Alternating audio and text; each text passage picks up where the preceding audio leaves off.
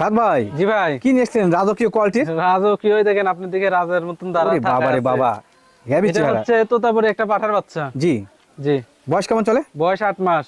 8 মাস? জি, সম্ভব না মনে হয়। তবে না একবারে 8 মাস বয়স। এই দেখেন দাঁতের কিছু হয় না, জিরো সাইজ দাঁত।